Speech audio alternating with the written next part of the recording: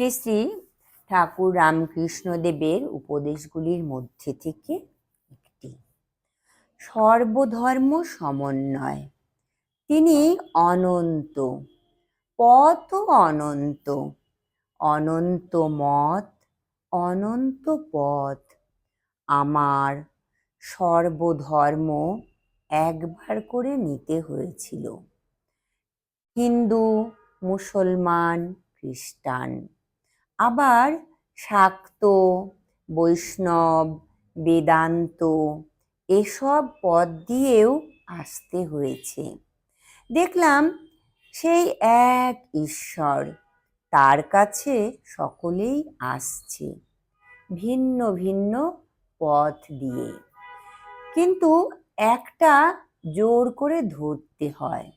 এতে খানিকটা পা, ওতে খানিকটা পা দিলে হবে না। দেশাদেশির দরকারই নেই, যত মত ততই পথ। সকল ধর্মই সত্য, কিন্তু ধর্ম ঈশ্বর নয়। ভিন্ন ভিন্ন মত আশ্রয় করে ঈশ্বরের কাছে যাওয়া যায়। যেমন এই কালীবাড়িতে আসতে হলে কেউ নৌকায়, কেউ গাড়িতে, কেউ বা হেঁটেও আসে। ভিন্ন নদী সব নানা দিক দিয়ে আসে, কিন্তু সব নদী সমুদ্রে গিয়ে পড়ে। সেখানে সবই এক।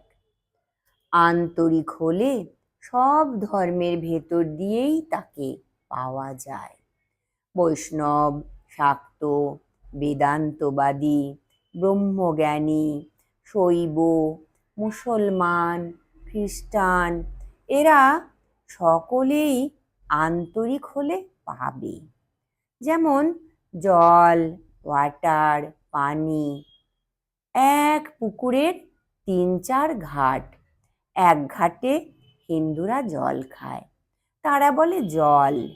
এক ঘাটে মুসলমানেরা জল খায়, তারা বলে পানি। আর এক ঘাটে ইংরেজরা জল খায়, তারা বলে ওয়াটার। তিনই এক, কেবল নামে তফাৎ।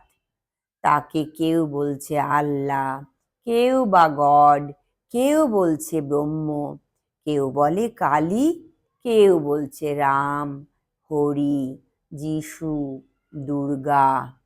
ধর্ম নিয়ে দলাদলি, মতান্তর, ঝগড়া, লাঠালাঠি, মারামারি, কাটাকাটি এসব ভালো নয়। যেমন গ্যাসের আলো এক স্থান থেকে হতে এসে শহরের নানা জায়গাতেই পড়ছে, যেখানেই হোক তার কিন্তু সেই আলোই জ্বলছে। তেমনি নানা দেশের, নানা জাতের ধার্মিক লোক সেই এক ভগবান হতেই আসছে। ছাদের উপরে উঠতে হলে মই, বাঁশ, সিঁড়ি ইত্যাদি নানা উপায়ে যেমন ওঠা যায়, তেমনি এক ঈশ্বরের কাছে যাবারও আবার অনেক উপায় আছে। প্রত্যেক ধর্মই এক একটি উপায়। ঈশ্বর এক, তার অনন্ত নাম ও অনন্ত ভাব। যার যে নাম ভালো লাগে সে সেই নামেই ডাকবে, আর সেই নামেও সে যদি ডাকে তবে সে কিন্তু তার দেখা পাবে। যাদের সংকীর্ণ ভাব তারাই অন্যের ধর্মকে নিন্দা করে ও আপনার ধর্মকে শ্রেষ্ঠ বলে দল পাকায়।